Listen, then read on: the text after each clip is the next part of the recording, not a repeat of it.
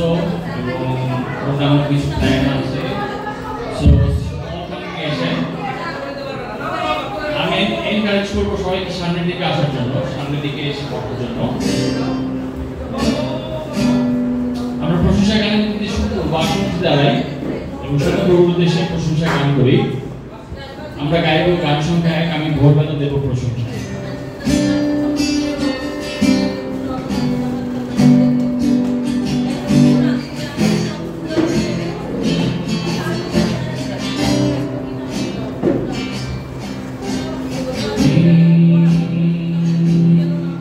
আমি ভোরবেলা দেব প্রশংসা, আমি গাব গান তোমার গুণগান।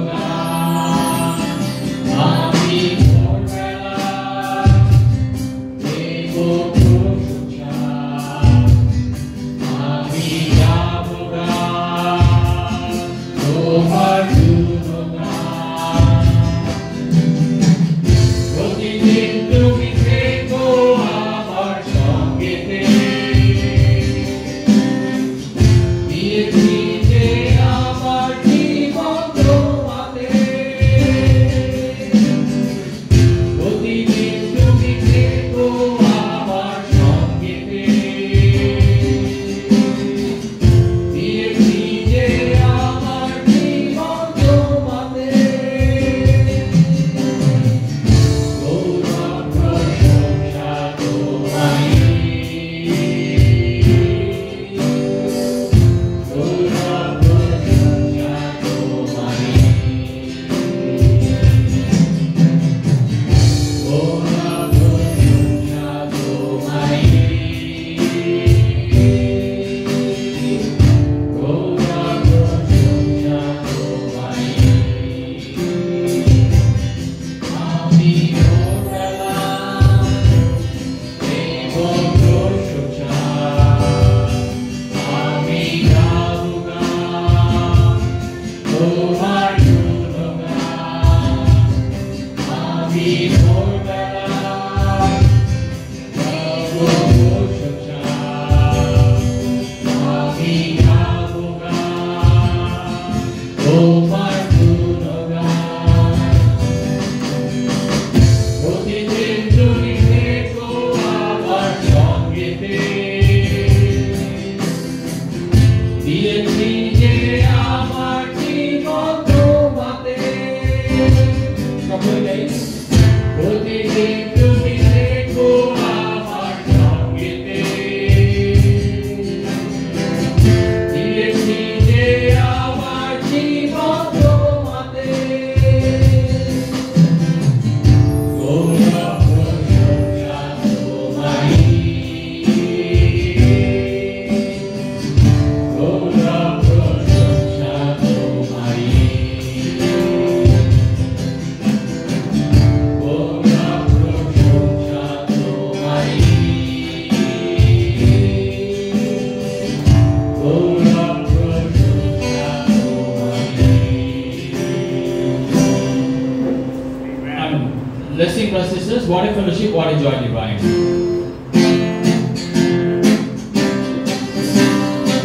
আমরা হাত দিয়ে গাইতে পারি।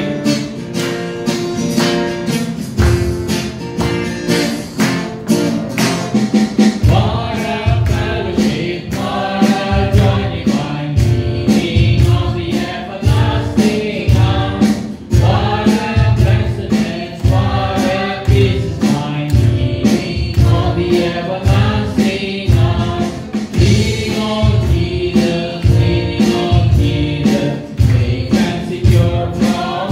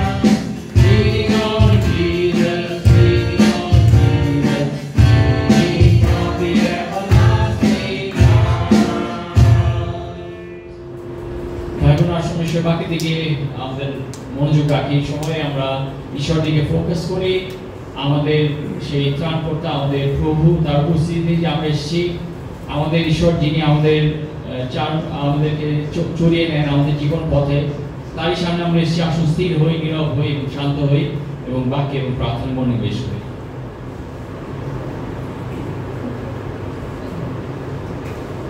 পাঠ করছি গীতসংহিতা 147 অধ্যায় 1 থেকে 7 পদ পর্যন্ত। সদাপ্রভুর প্রশংসা হোক। আমাদের ঈশ্বরের প্রশংসা গান করা কত ভালো, তা কি সুন্দর, তার গৌরব করা কত উপযুক্ত। সদাপ্রভু জেরুসালেমকে গড়ে তোলেন, দূর করে দেওয়া ইসরায়েলীয়দের তিনি জড়ো করেন। যাদের মন ভেঙে গেছে তিনি তাদের সুস্থ করেন, তাদের সব ঘা তিনি বেঁধে দেন। তিনি তারাগুলোর সংখ্যা গণনা করেন, তাদের প্রত্যেকটির নাম ধরে রাখেন। আমাদের প্রভু মহান, তার শক্তি প্রচুর, তার জ্ঞান বুদ্ধির সীমা নেই। সদাপ্রভু নম্র লোকদের ধরে রাখেন, কিন্তু দুষ্ট লোকদের মাটিতে ফেলে দেন। তোমরা সদাপ্রভুর উদ্দেশ্যে ধন্যবাদের গান গাও, বিনা বাজিয়ে আমাদের ঈশ্বরের উদ্দেশ্যে প্রশংসার গান গাও। আমেন। আসুন আমরা প্রার্থনা যাই ভাই বোন। প্রার্থনা করি। সমস্ত পিতা, আমি এই শুভ সকালে তোমার কাছে আসি, তোমার গৌরব, তোমার প্রশংসা করি বাবা, কারণ তুমি সেই মহান ঈশ্বর বাবা। আজকে সেই বাক্য বলে বাবা, সে তোমার জ্ঞান প্রচুর, তোমার সেই শক্তি প্রচুর বাবা। সেটা আমরা হয়তো অনেক কিছু করি, আমাদের নিজেদের স্ট্রেংথে হয়তো অনেক কিছু করি, কিন্তু সমস্ত কিছুর পেছনে আজকে তুমি রয়েছো। আলটিমেটলি তোমার পাওয়ার ছাড়া আমরা আজকে একটা মুহূর্ত, একটা সময় হয়তো অতিক্রম করতে পারি না বাবা। আমি সেদিন তোমার গৌরব, তোমার প্রশংসা করি, কারণ তুমি সেই সর্বশক্তিমান ঈশ্বর, যে কিনা তোমার পক্ষে বাবা সে কোনো কিছু করা বাবা সে অসম্ভব নয় বাবা। সেই আজকের এই জগতের পৃথিবীর প্রত্যেকটা কিছু আজকে তোমার কাছে মাথা নত করছে, কারণ তুমি সমস্ত কিছু বাবা সে তুমি আঁকড়ে রেখেছো, তুমি রক্ষণাবেক্ষণ করছো বাবা। এবং আমাদেরকে কিভাবে তুমি বাবা সে রক্ষা করো প্রত্যেকটা সময়, সে ঢালের মতো করে সে কিভাবে আমাদের ঘা তুমি শুকাও, কিভাবে আমাদেরকে হিল করো, আমাদের হৃদয়ের ঘা, আমাদের শরীরের ঘা বাবা, সমস্ত কিছুতে তুমি তুমি রয়েছো বাবা। সে আমরা হয়তো অনেক সময় দেখতে পাই না, আমরা হয়তো অনেক সময় ব্যস্ত থাকি বা অনেক কিছু দ্বারা বাবা সে আমাদের মাইন্ড বাবা সেই অনেক কিছু দিয়ে বাবা সেই ভর্তি থাকে, কিন্তু তুমি সমস্ত সময় বাবা সেই সদা বিরাজমান, সদা উপস্থিত ঈশ্বর এবং সদা জাগ্রত বাবা। সে আমরা যে কোনো সময় তোমার কাছে আসতে পারি এবং তুমি সে শোনার জন্য আগ্রহী রয়েছো এবং তুমি চাও যেন আমরা তোমার কাছে আসি বাবা। সাহায্য করো এই সময় যেন আমরা তোমার কাছে আমাদের মাথা নত করতে পারি, আমরা যেন নম্র চিত্তে আনন্দ সহকারে যেন তোমার কাছে আসতে পারি। আমাদেরকে সাহায্য করো, যদি অনেক অনেক কিছু রয়েছে আমাদেরকে কষ্ট দেওয়ার মতো, কিন্তু তুমি সমস্ত কিছু থেকে বাবা সেই আমাদেরকে হিল করতে পারো, আমরা তো তোমার সেই পাওয়ার রয়েছে বাবা। আজকে সাহায্য করো যেন আমরা তোমার সেই পাওয়ারের কাছে বাবা সেই জানু পাততে পারি বাবা। আমাদের হৃদয়কে তুমি স্পর্শ করো এই সময়, আমাদের সঙ্গে থাকো বাবা। এই প্রার্থনা তোমার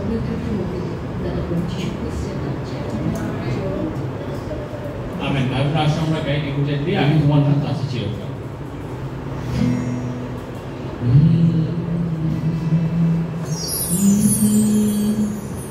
আমি তোমার নাম আছি চিরকাল, তোমার ছাড়া কারো থাকি বিশ্বাসে অবসনিধান বাসনা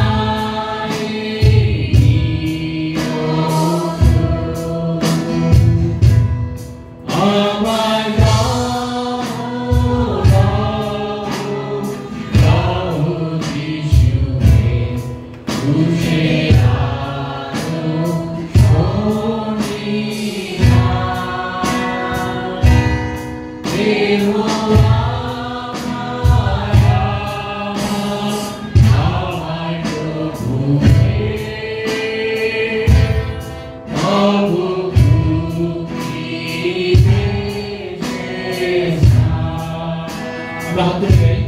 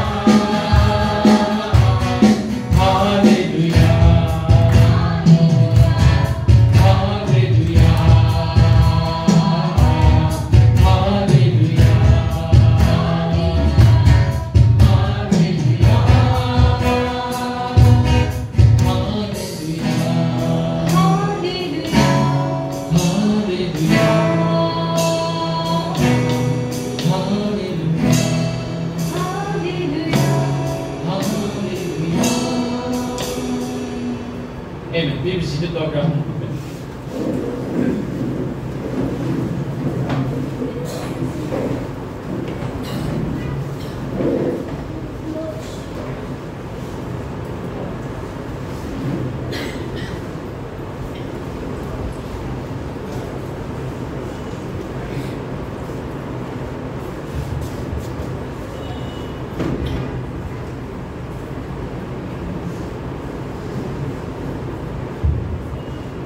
Good morning, brothers, sisters, and friends. আমি আশা করি আমরা সবাই ভালো আছি।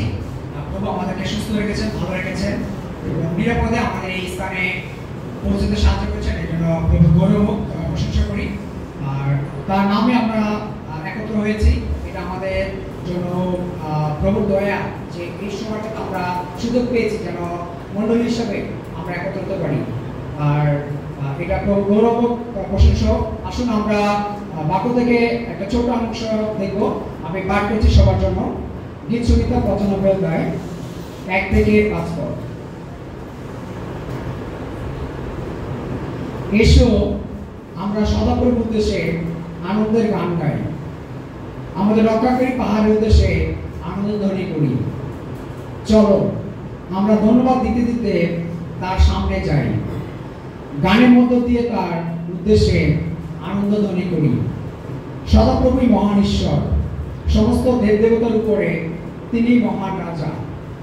পৃথিবীর সব গভীর স্থান তারই হাতে রয়েছে, পাহাড়ের চূড়াগুলো তার, সমুদ্র তার, কারণ তিনি তা তৈরি করেছেন, ভূমিও তার হাতে করা। আমেন। আপনি ব্যাপারটা যখন আমরা সে দেখছিলাম 95 অধ্যায়, এখানে খুব চমৎকারভাবে রচয়িতা তার সদাপ্রভুর উদ্দেশ্যে আনন্দ তৈরি করার জন্য আমাদেরকে উৎসাহ দিচ্ছে। আমাদের রক্ষাকারী পাহাড় সেই ঈশ্বর, সেই সদাপ্রভু, তার উদ্দেশ্যের জন্য আমরা ধন্যবাদ দিতে প্রশংসার গান করি। তিনি মহান, সমস্ত কিছুর ঊর্ধ্বে তিনি রয়েছেন। আজকে যখন থিওটা আমাদের সামনে প্রভু বাক্য শেয়ার করবে, আমরা আমাদের অন্তর খুলে দিই, আমাদের অন্তরকে প্রস্তুত করি প্রভু বাক্যের জন্য, যেন সে বাক্য আমাদের অন্তরে চমৎকারভাবে কাজ করতে পারে। আসুন আমরা প্রার্থনার মধ্যে দিয়ে আজকে বসে শুরু করি।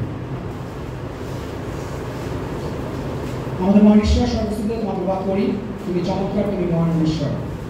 সমস্ত দেব দেবতার উপরে তুমি রয়েছে পিতা, এবং সমস্ত গৌরব, মহিমা, প্রশংসা, পরাক্রম যুগ পর্যায়ে যুগে যুগে পাওয়ার একমাত্র ঈশ্বর তুমি।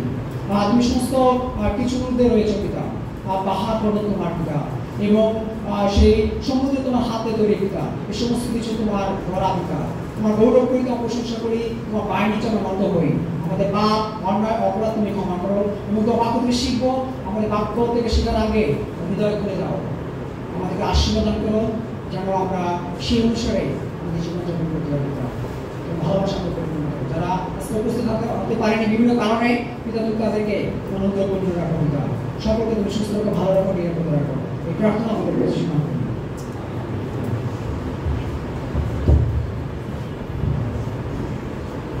আমরা শুনছি তার এক বছর যাওয়ার গাড়ি গান করি, আমরা গাইবো আপনি medium.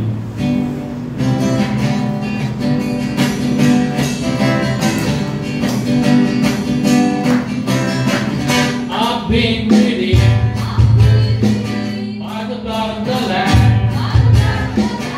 I've been redeemed by the blood of the Lamb. I've been redeemed by the blood of the Lamb. Filled with the Holy Ghost I am. All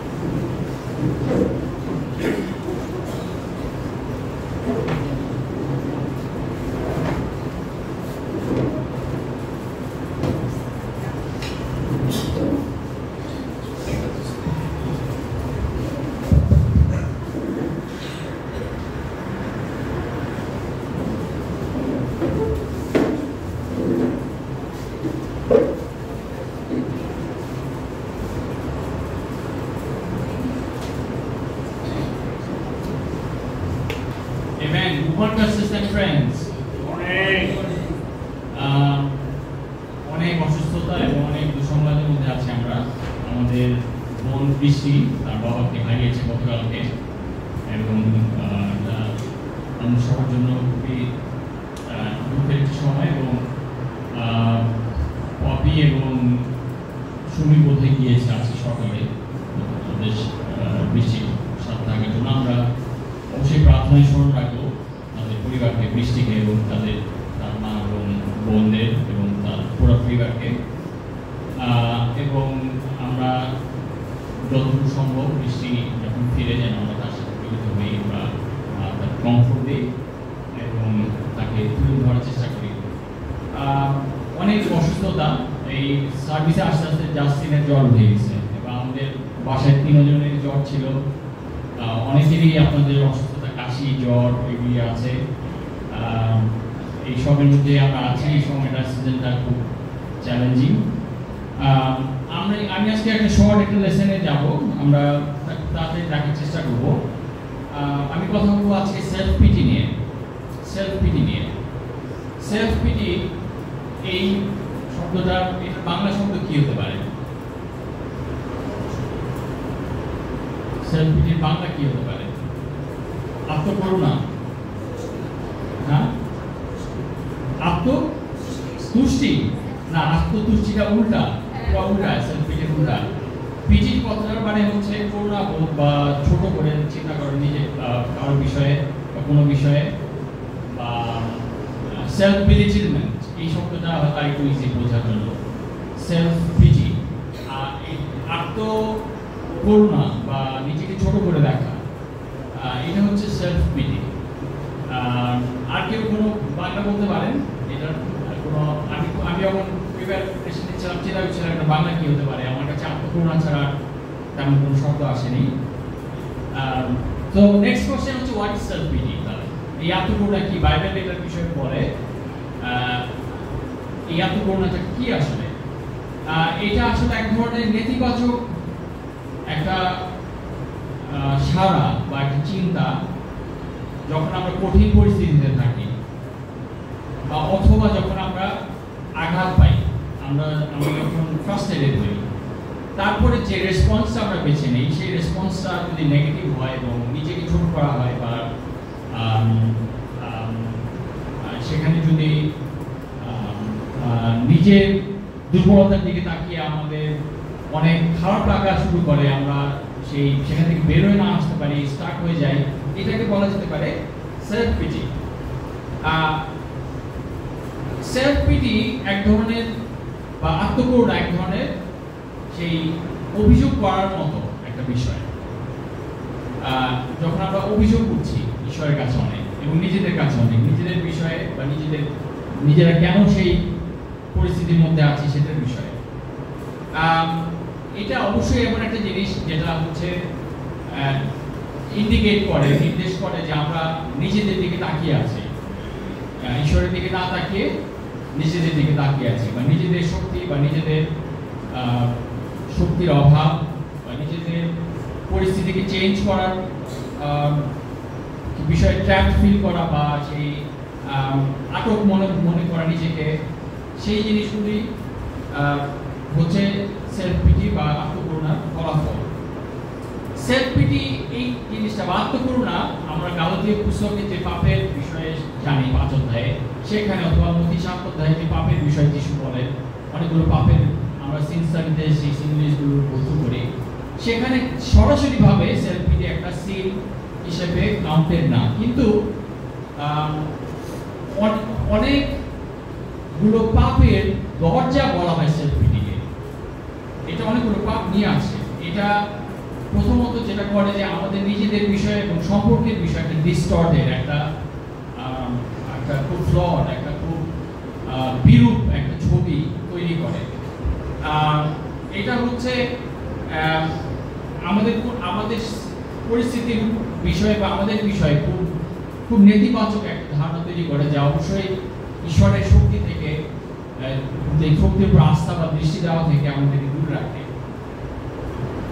self PT এমন একটা জিনিস আত্মকরুণা যা আমাদেরকে ভিকটিম সুখের মতো আচরণ করতে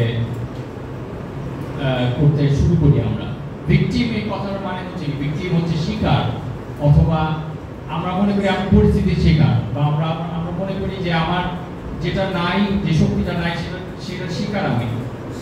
এবং আমরা আজকে আরেকটু দেখবো, একটা এক্সাম্পল দেখবো সেই যে কিভাবে সেলফ পিটি থেকে কিভাবে আরো অনেক পাপ আসতে পারে আত্মকরুণা থেকে, সেটা আমরা দেখবো। তার আগে একটা স্ক্রিপচার দেখি আমরা, হিতোপদেশ 15:13 পদ। হিতোপদেশ 15:13 পদ।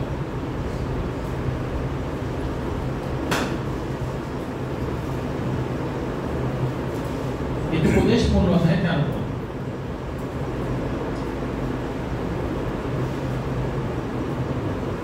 অন্তরে আনন্দ থাকলে মুখ খুশি দেখায়, কিন্তু অন্তরের ব্যথায় মন ভেঙে যায়। আমি জানি না এই অনুবাদটা কতটুকু কাছাকাছি আছে, কিন্তু মূলত দ্বিতীয় অংশটা আমরা যদি খেয়াল করি যে অন্তরের ব্যথায় মন ভেঙে যায়। সো এই যে অন্তরের ব্যথায় যে মন ভেঙে যাওয়া, এইটা একটা জিনিস যা আমাদেরকে অনেক আমাদের পুড়ে পুড়ে খায়, আমাদেরকে হার্ট করে, আমরা হার্ট ফিল করি। এবং এটা একটা অবস্থা যেটা আমরা যখন আমরা আত্মকরুণার দিকে যাই বা সেলফ পিটির দিকে যাই। আমরা কয়েকটা পয়েন্ট দেখবো আজকে। প্রথম পয়েন্ট হচ্ছে সেলফ পিটি আপনাকে নিজের মধ্যে আটকে ফেলে। সেলফ পিটি বা আত্মকরুণা আপনাকে নিজের মধ্যে আটকে ফেলে, আপনি নিজের মধ্যে স্টার্ট হয়ে যান, নিজের মধ্যে আটকে যান। আমরা একটা উদাহরণ দেখবো, আমি যে বলছিলাম আদি পুস্তকে 4:6-7।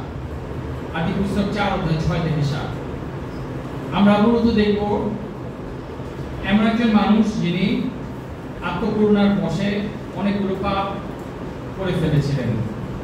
আদি পুস্তক 4:6-7 পাঠ করছি। এটা মূলত কোয়েন এবং হেবেলের বিষয়ে বলে এই অংশটা, 4 অধ্যায়টা। তো আমরা সবাই জানি কোয়েন এবং হেবেলের কি ঘটেছিল। আমরা 6-7 পড়ি, আদি পুস্তক 4:6-7। এই অবস্থা দেখে সদাপ্রভু কোয়েনকে বললেন, কেন তুমি রাগ করছো, আর কেনই বা মুখ কালো করে আছো? যদি তুমি ভালো কাজ করো তাহলে কি তোমার মুখ উজ্জ্বল হয়ে উঠবে না? কিন্তু যদি ভালো কাজ না করো তবে তো পাপ তোমাকে পাবার জন্য তোমার দরজায় এসে বসে থাকবে, কিন্তু তাকে তোমার বশে আনতে হবে। আমেন। এখানে কি হচ্ছিল? আমরা যদি পড়ে আসি, আদম এবং হাওয়ার এই দুই ছেলে, তাদের মধ্যে কি হচ্ছে 3 পদ থেকে আমরা একটু পড়ে আসি। পরে এক সময় কোয়েন সদাপ্রভুর কাছে তার জমির ফসলের উৎসর্গ করলো। কোয়েন কৃষি কাজ করতো, সে জমির ফসল উৎসর্গ করলো ঈশ্বরের কাছে। হেবেলও তার পাল থেকে প্রথমে জন্মেছে এমন কয়েকটা ভেড়া এনে তার চর্বিযুক্ত অংশগুলো উৎসর্গ করলো। সদাপ্রভু হেবেলও তার উৎসর্গ গ্রাহ্য করলেন, কিন্তু কোয়েনও তার উৎসর্গ গ্রাহ্য করলেন না। এতে কোয়েনের খুব রাগ হলো, আর সে মুখ কালো করে রইল। এই অবস্থা দেখে সদাপ্রভু কোয়েনকে বললেন, কেন তুমি রাগ করেছো, আর কেন বা মুখ কালো করে আছো? যদি তুমি ভালো কাজ করো তাহলে কি তোমার মুখ উজ্জ্বল হয়ে উঠবে না? কিন্তু যদি ভালো কাজ না করো তবে তো পাপ তোমাকে পাওয়ার জন্য তোমার দরজায় এসে বসে থাকবে, কিন্তু তাকে তোমার বশে আনতে হবে। এরপর একদিন মাঠে থাকবার সময় কোয়েন তার ভাই হেবেলের সঙ্গে কথা বলছিল, আর তখন সে হেবেলকে আক্রমণ করে মেরে ফেলল। ভাই বোনরা, আমরা দেখি যে কোয়েনের উৎসর্গ সদাপ্রভু গ্রহণ করেনি এবং হেবেলের উৎসর্গ গ্রহণ করেছিলেন।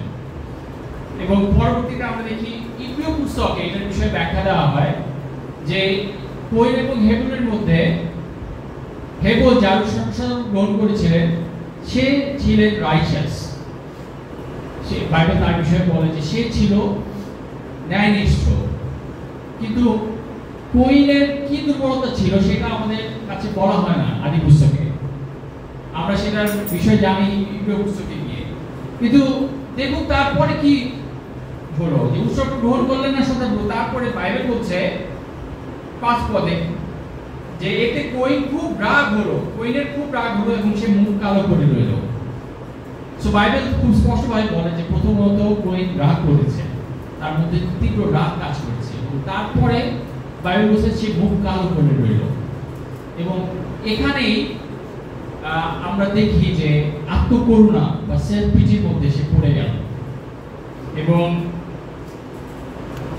খুব ইন্টারেস্টিংলি দেখে যে সে যখন সেলফ পিটিতে আছে তারপরে কি হলো, এই অবস্থা দেখে সদাপ্রভু কোয়েনকে কারেক্ট করলো, বলবো যে তুমি কেন মুখ করে আছো, যদি তুমি ভালো কাজ করো তাহলে তোমার মুখ তো উজ্জ্বলই হবে, আর ভালো কাজ যদি না করো তবে তো পাপ তোমার কে পাওয়ার জন্য তোমার দরজায় এসে বসে থাকবে, কিন্তু তোমার তাকে বসে আনতে হবে।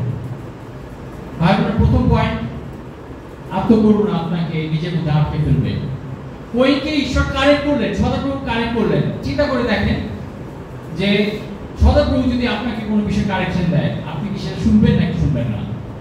অবশ্যই আমরা বলবো একটা যে আমরা শুনবো, কিন্তু কোয়েন সেটা শুনলেন না, কোয়েন কারেকশন দিলেন না। কারণ কি? কারণ তার ভিতরে এত আত্মকরুণা এসেছে, এত সেলফ পিটি এসেছে, সে এতটাই সেই নিজের মধ্যে আটকে গেছে যে সদাপ্রভু কি বলা আছে সেটা দিয়ে তার আবেগকে সে রিপ্লেস করেনি। এবং তার ফল কি হলো? তার ফল হলো সদাপ্রভু যেরকম বলেছে, যদি তুমি সেই ভালো কাজ না করো, ভালো অন্তর না রাখো, তাহলে তো পাপ তোমাকে পাওয়ার জন্য তোমার দরজায় এসে বসে থাকবে, এবং তাকে তোমার বসে আনতে হবে। একটা চ্যালেঞ্জ দিলেন সদাপ্রভু তাকে যে পাপকে তোমার বসে আনতে হবে। কিন্তু কোয়েন কি করলো? কোয়েন কি বসে আনতে পারলো তার এই পাপী স্বভাবের বা পাপী অবস্থার?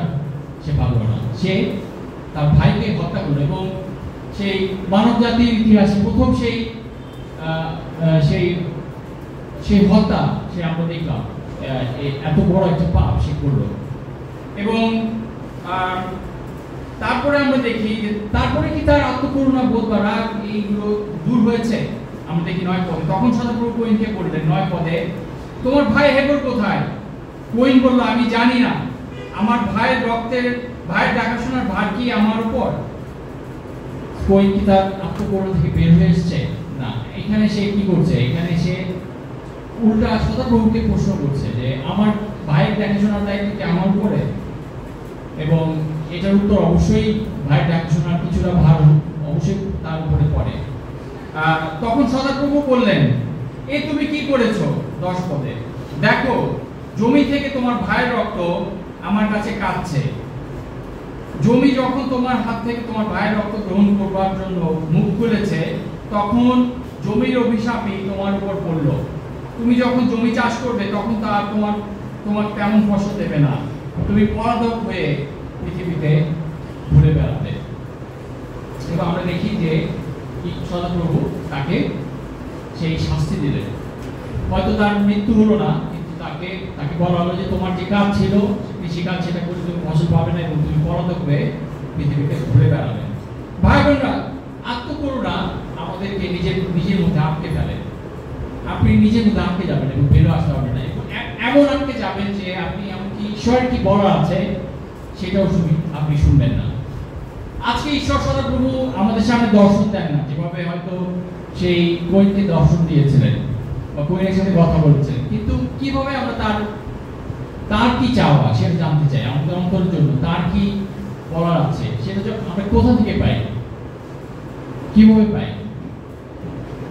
ঈশ্বরের বাক্য থেকে, অবশ্যই বাইবেল থেকে, তাই না ভাই বোনেরা?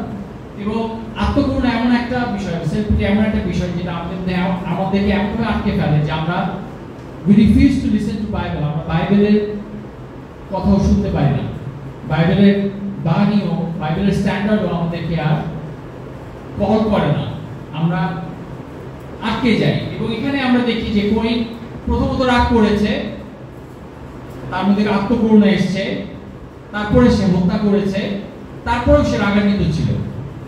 সো আমি যেরকম বলছিলাম যে সেলফ পিটি, আত্মকরুণায়, এটা অনেকগুলো পাপকে দরজা খুলে দেয়। যেমন ঈশ্বর সদাপ্রভু বলছিলেন যে পাপ তোমার দরজায় অপেক্ষা করছে তোমাকে পাওয়ার জন্য, তাকে বসে আনতে হবে, এবং কোয়েন তাকে বসে আনতে হবে, সেই পাপগুলো বসে আনতে পারেনি। সো এটা খুবই স্ট্রাইকিং দেখা যে ঈশ্বর কারেক্ট করার পরও কোয়েন সুযোগ দিয়েছে আত্মকরুণাকে বা সেলফ পিটিকে তাকে সেই আটকে রাখার জন্য, নিজেকে আটকে রাখার জন্য, এবং এতে করে তার ধ্বংস এসেছে। এবং আত্মকরুণা আমাদেরকে এমন সেই ফিলিংস দেয় যে আমি যেমন অনুভব করছি সেটাই ঠিক, আর অন্য কেউ ঠিক না, এরকম একটা মনোভাব আমাদের মধ্যে নিয়ে আসে। আত্মকরুণা আমাদেরকে এমন একটা মনোভাবের মধ্যে নিয়ে আসে যে এটা আমি যা দেখছি সেটাই ঠিক, অন্যরা আমাকে বুঝতে পারছে না, এরকম একটা চিন্তার মধ্যে নিয়ে আসে। আমরা সেকেন্ড পয়েন্টে যাবো ভাই বোনরা। ঈশ্বর দেখেন এমনকি যখন আমাদের মনে হয় যে আমাদেরকে কেউ দেখছেন না। আমরা আদি পুস্তকই থাকবো, 16 অধ্যায়ে যাব, 13 পদ পড়ব। আমরা দেখবো হাগারের সিচুয়েশন, হাগারের পরিস্থিতি। আত্মকরুণার বশে আরেকজন পরিচালিত হচ্ছিলেন এবং তাকে ঈশ্বর সদাপ্রভু কি বলছেন। আমরা পড়বো হাগারের বিষয়ে 16 অধ্যায়, আদি পুস্তক 16 অধ্যায় 13 পদ। এই কথা শুনে হাগার মনে মনে বলল, আমি কি তাহলে সত্যিই তাকে দেখলাম যার চোখের সামনে আমি আছি? সদাপ্রভু যিনি হাগারের সঙ্গে কথা বলেছিলেন তাকে উদ্দেশ্য করে হাগার তখন বললেন, তুমি ঈশ্বর যার চোখের সামনে আমি আছি। আমেন।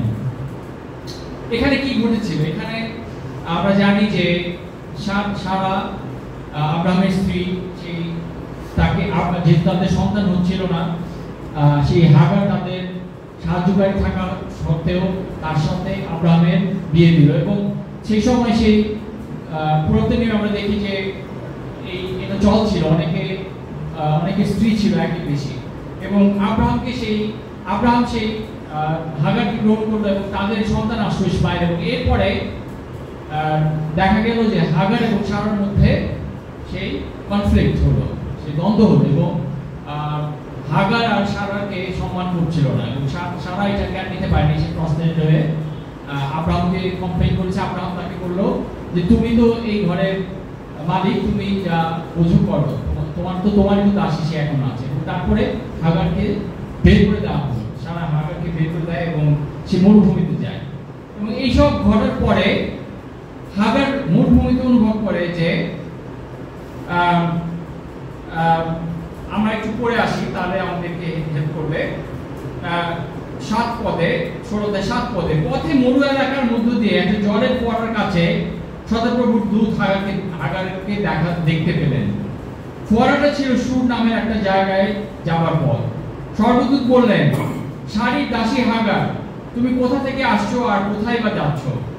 উত্তরে হাগার বলল, আমি আমার মনিবের স্ত্রী সারির কাছ থেকে পালিয়ে যাচ্ছি। তখন সদাপ্রভুর দূত বললেন, তোমার মনিবের স্ত্রীর কাছে ফিরে গিয়ে আবার তার অধীনতা স্বীকার করে নাও।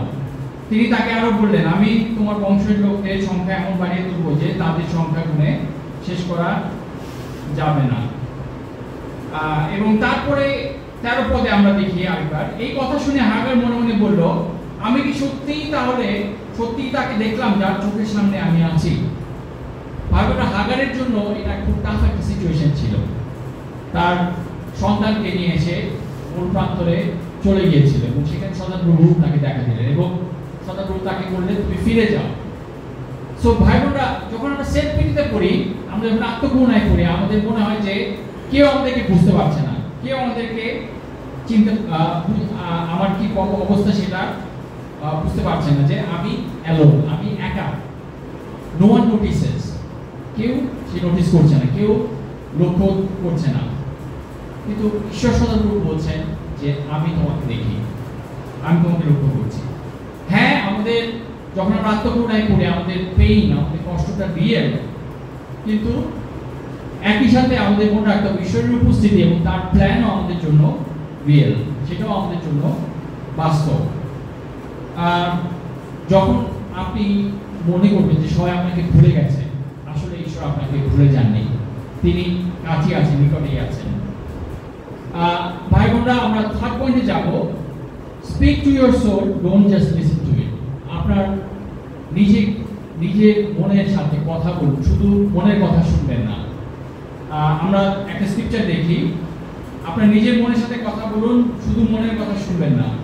আত্মকরুণায় যখন আমরা থাকি, আমাদের মন অনেক কিছু বলে আমাদেরকে, শুধু আমরা যদি শুনতে থাকি আমরা ডাইভার্টেড হয়ে যাব। আমাদের সেটা রিপ্লেস করতে হবে ঈশ্বরের বাক্য দিয়ে। আমরা পড়ি গীতসংহিতা 42 অধ্যায় 11 পদ। গীতসংহিতা 42 অধ্যায় 11 পদ। গীতসংহিতা 42 অধ্যায় 11 পদ। Psalm 42 verse 11। হে আমার প্রাণ, কেন তুমি নিরাশ হয়ে পড়েছো? কেন এত চঞ্চল হয়ে উঠেছো? ঈশ্বরের উপরে আশা রাখো, কারণ আমি আবার তার গৌরব করব। তিনি আমার উদ্ধারকর্তা ও আমার ঈশ্বর। আমেন। আপনারা দেখুন, দাউদ তার ইমোশনকে দিয়ে সে ভেসে গিয়েছিল, যদিও সে তার ইমোশনকে পুরোপুরি কন্ট্রোল করতে দেয়নি তাকে, বরং সে নিজের সাথে সত্য কথাকে আবার বলেছে যে কারণ আমি আবারও তার গৌরব করব, ঈশ্বরের উপরে আশা রাখবো, ঈশ্বরের উপর আশা রাখবো। এবার প্রাণ কেন এত বিচলিত হয়ে পড়েছো? কেন এত ফ্রাস্ট্রেটেড হয়ে পড়েছো? কেন এত সেই কালো হয়ে গেছো তোমার আমার মুখ? কিন্তু আমি পুনরায় সত্যের উপরে আশা রাখবো, কারণ তিনি আমার উদ্ধারকর্তা ও আমার ঈশ্বর। সো দাউদ নিশ্চিত হয়েছে যে সে ঈশ্বরের সাথে খুব শক্তিশালী শক্তভাবে জড়িয়ে আছে, এবং সে নিজের আত্মাকে বলেছে, নিজের মনকে বলেছে যে ঈশ্বরের উপর আশা রাখতে হবে। ঈশ্বরই আমার উদ্ধারকর্তা, ঈশ্বরই আমার শক্তি, ঈশ্বরই আমার ঈশ্বর, এবং আমি আবার তার গৌরব করব। ভাই বোনরা, সেলফ পিটি এমন একটা বিষয়, যখন আমরা নিজের আবেগকে বেশি বিশ্বাস করি ঈশ্বরের প্রমিসগুলোর চাইতে, আমরা নিজের আবেগকে বেশি বিশ্বাস করি।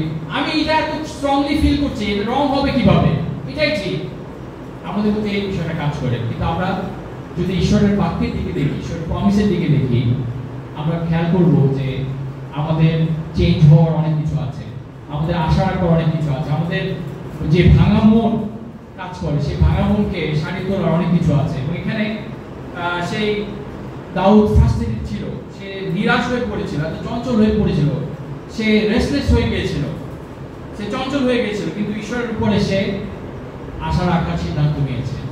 সো এটা গুরুত্বপূর্ণ, যখন আমরা আত্মপূর্ণের মধ্যে দিয়ে যাই, আমরা যেন সিদ্ধান্ত নেই যে আমি ঈশ্বরের উপর আশা রাখবো, ঈশ্বরের প্রতিজ্ঞাগুলোর উপর আশা রাখবো, ঈশ্বর যে আমার উদ্ধারকর্তা, ঈশ্বর যে আমার ঈশ্বর, তার উপরে আমি আস্থা রাখবো। আমরা ভাই বোনরা শেষ একটা স্ক্রিপ্টটা দেখবো, আমি খুব তাড়াতাড়ি শেষ করতে চাই আজকে। গীতসংহিতা 40 অধ্যায় 2 পদ, দ্বিতীয় অধ্যায় আগে, Psalm 40 verse 2, গীতসংহিতা 40 অধ্যায় 2 পদ পাঠ করছি। তিনি আমাকে তুলে আনলেন কাতরানিতে ভরা গর্ত থেকে, সেই পাকে ভরা গর্ত থেকে। তিনি আমাকে পাথরের উপরে দাঁড় করালেন আর শক্ত মাটির উপর হাঁটতে দিলেন। আমি কি চমৎকার একটা স্ক্রিপচার, কি চমৎকার একটা পদ, যে আলটিমেটলি চূড়ান্ত হয় যদি আমরা আশা রাখি সদা প্রতিজ্ঞাগুলোর উপরে, নিজেদের ফিলিংসের উপর পুরোপুরিভাবে না নির্ভর করে। অবশ্যই আমাদের ফিলিংস ভ্যালিড, কিন্তু তা হয়তো 100% ট্রু না, সেখানে হয়তো 60% ট্রুথ আছে, 40% other side of the story আছে। সেই জন্য এটা খুবই গুরুত্বপূর্ণ, যখন আমাদের রিলেশনশিপে আমরা হার্ট হই, দুই সাইডের বিষয়ে বিবেচনা এবং যিশুর মতো গ্রেসিয়াস হওয়া। এবং এই অংশ বলছে তিনি আমাকে তুলে আনলেন, আমাদের ঈশ্বর সদর্প আমাদেরকে তুলে আনলেন, সেটি গুড নিউজ, হ্যাঁ, সেটি সুখবর যে তিনি আমাদেরকে তুলে আনেন। আমাদেরকে তিনি চান না যে আমরা সেলফ পিটিতে আত্মকরুণায় ডুবে থাকি। তিনি আমাকে তুলে আনলেন। দাউদ সেটা এক্সপেরিয়েন্স করেছিল, দাউদ অভিজ্ঞতা করেছিল, কাতরানি ভরা গর্ত থেকে, সেই পাকে ভরা গর্ত থেকে। আমাদের আবেগের ভিতরে আমরা সেভাবে হয়তো ফ্রাস্ট্রেটেড হয়ে আমরা কাতর থাকি সেই সিচুয়েশনগুলোতে, সেই পাকে ভরা গর্তে হয়তো আমরা নিজেদের খুঁজে পাই। তিনি আমাকে পাথরের উপরে দাঁড় করালেন আর শক্ত মাটির উপরে হাঁটতে দিলেন। ভাবনা আমরা যেন ভিকটিম মেন্টালিটি থেকে বেরোয় আসি, আমরা যেন নিজেকে, আমি তো পরিস্থিতির শিকার, আমি তো এই চারপাশের শিকার, আমি তো অমুকের নিষ্ঠুরতার শিকার, এইভাবে চিন্তা না করে বরং আমরা আশার এক সতর্ক উপরে যে হ্যাঁ, আমি হয়তো আঘাত পেয়েছি, কিন্তু ঈশ্বর তো প্রতিজ্ঞা করেছেন যে তিনি আমার সমস্ত প্রয়োজন মেটাবেন। তিনি আমাকে পাথরের উপর দাঁড় করালেন, দাউদ উপলব্ধি করেছে। এবং আসলে আমরা সেই আশা রাখছি ঈশ্বর আমাদেরকে পাথরের উপর দাঁড় করাবেন, শক্ত মাটির উপরে হাঁটতে দিলেন। সেই পাকে ভরা গর্ত নয়, বরং শক্ত মাটির উপরে সদপ্রভু ঈশ্বর আমাদেরকে স্থাপন করতে চান এবং আমাদেরকে পরিচালনা দিতে চান। ভাই বোন, আজকে আমরা আত্মকরুণা আত্মকরুণা নিয়ে কথা বলছি, সেলফ পিটি। আমরা দেখেছি কোয়েনকে, যার মধ্যে তীব্র পরিমাণে আত্মকরুণা কাজ করছিল, সেই পরিমাণে যে সে ঈশ্বরকে, সে সদাপ্রভু কারেকশনকে দূরে রাখছিল, বন্ধ করে দিচ্ছিল, এবং তার আমরা দেখছি তার জীবনে কত পাপ এসছে এবং তার জীবন ডিস্ট্রাকশন, ধ্বংসের দিকে গিয়েছে।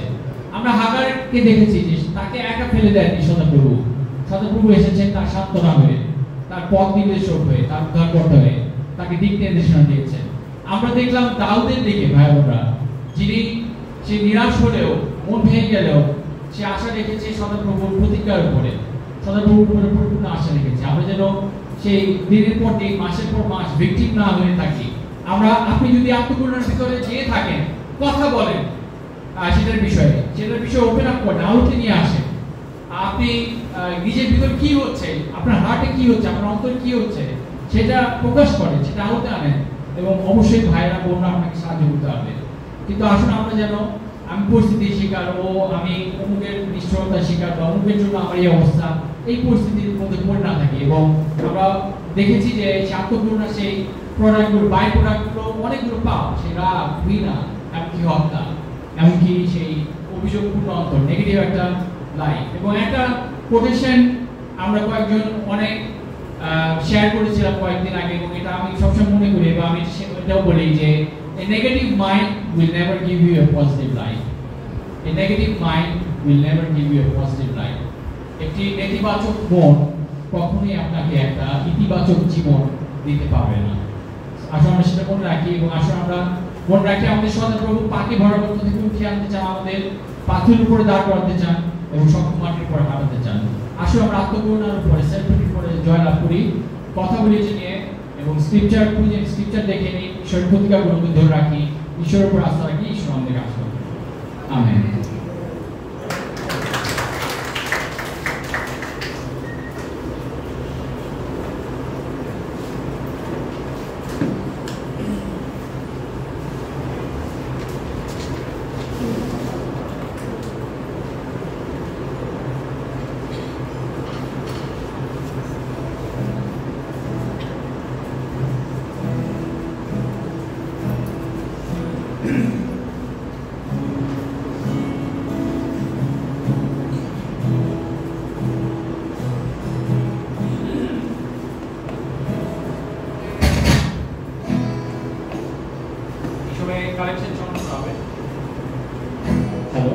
কালেকশন দান সংগ্রহ করা হবে। আসলে আমরা গরিবদের স্মরণে দান রাখি, আমরা গান করবো যিশু এসো এখানে।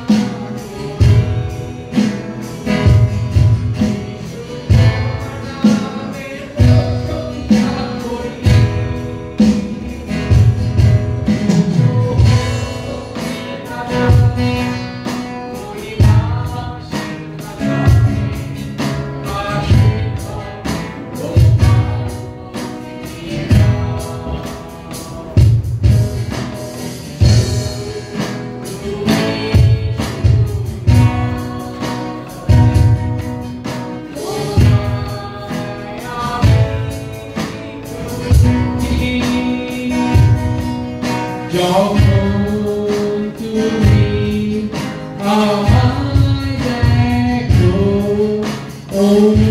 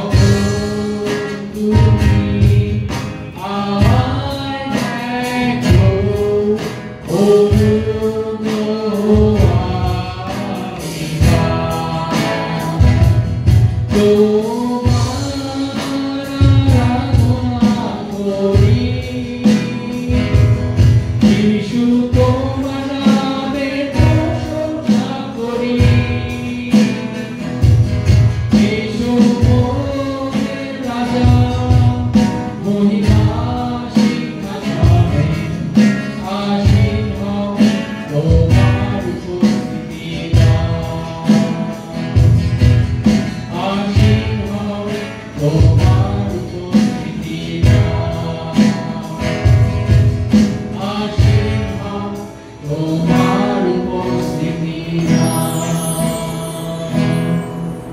আমরা আসলে যারা আমি শেষ গানটি গাইবো song number 7 I've got peace like a river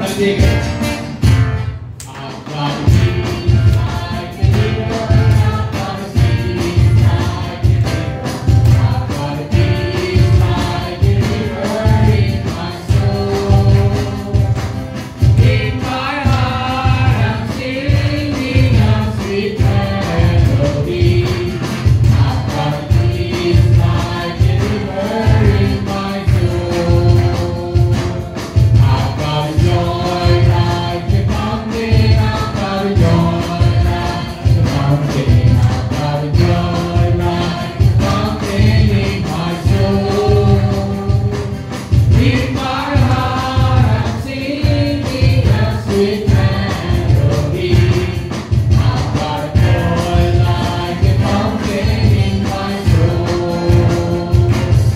I've got love like an ocean I've got love like an ocean I've got love like an ocean in my soul in my heart I'm singing a sweet melody I've got love like an ocean in my soul I've got a peace like a river I've got a peace like a river I've got a peace like a river in my soul in my heart I'm singing a sweet melody I've got a peace like a river in my soul I've got a peace like a river in my soul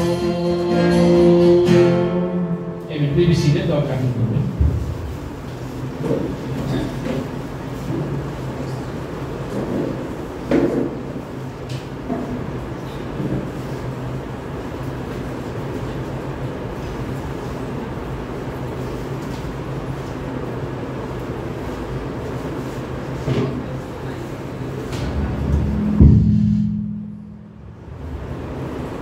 ধন্যবাদ দেই Theo ভাইকে তার চমৎকার sharing এর জন্য। আজকে প্রচারটা সংক্ষিপ্ত কিন্তু টু দ্য পয়েন্ট ছিল এবং আমার কাছে খুবই উৎসাহজনক লেগেছে এবং খুবই সত্যি কথা এটা যে আসলে আমরা প্রত্যেকেই আমাদের যে অনুভবগুলো আছে, আমাদের যে ইমোশনসগুলো আছে বা ফিলিংসগুলো আছে সেগুলোর উপর অনেক বেশি ট্রাস্ট করি, কিন্তু অনেক সময় আমরা সতর্ক হই না যে এই অনুভবগুলো আমাদেরকে হয়তো ঈশ্বরের বিরুদ্ধে নিয়ে যেতে পারে এবং ভুল পথে আমরা চলে যেতে পারি। আজকের এই যে প্রচার ছিল আমি মনে করি যে ভালো এবং মন্দ দুটা এক্সাম্পলই ছিল এবং দেখানো হচ্ছিল যে কুইনের ব্যাপারে দেখানো হচ্ছিল যে তার অনুভব, তার ফিলিংস, তার জেলাসি তাকে ঈশ্বরের বিরুদ্ধে দাঁড় করিয়ে দিয়েছিল। হি বিকেম এ মার্ডারার, যেটা আসলে আমরা অনেক সময় এতটা গভীরে চিন্তা করি না যে আসলে আমি যেটা চিন্তা করেছি সেটা আমরা চিন্তা করি যে এটা হয়তো শুধু আমাকে কষ্ট দিচ্ছে বা আমার চিন্তাগুলো হয়তো অন্যদেরকে কষ্ট দিচ্ছে না, কিন্তু এটা আমাদেরকে আসলে কিভাবে যে ডাইভার্ট করতে পারে এই সম্পর্কে আসলে হয়তো আমাদের ধারণা নেই। কিন্তু আজকের যে বিষয়বস্তু ছিল, আজকের যে প্রচার ছিল ঈশ্বরের বাক্য থেকে, আমার মনে হয় যে আমরা প্রত্যেকেই সতর্ক হতে পারি, এখান থেকে দিতে পারি যে নেগেটিভ থটসগুলো বা নেগেটিভ ইমোশনগুলো আসলে আমাদের প্রত্যেকেরই চেক করা দরকার, সতর্ক থাকা দরকার। আসলে আমরা কী চিন্তা করছি, কোন বিষয়গুলো আমরা আমাদের অন্তরে স্থান দিচ্ছি, এগুলো আমরা কত কাল ধরে রাখছি, আসলে এটা চিন্তা করার মতো বিষয়। আমি ধন্যবাদ দিতে চাই আরেকটিবার থিওকে এই বিষয়টা তুলে আনার জন্য। আমাদের প্রত্যেকের জন্য এটা জানা খুবই জরুরি এবং যারা আমরা প্রত্যেকে আমাদের অন্তরকে রক্ষা করতে পারি এবং যেটা হেল্পফুল ছিল। যেহেতু থিও বলেছিল শুরুতে আমরা আমাদের বোন বৃষ্টির ব্যাপারে জানি, তার বাবা গত হয়েছেন গতকালকে, এবং আমরা আমাদের ব্যক্তিগত প্রার্থনায় তার এবং তার পরিবারকে আমাদের প্রার্থনায় স্মরণ রাখবো।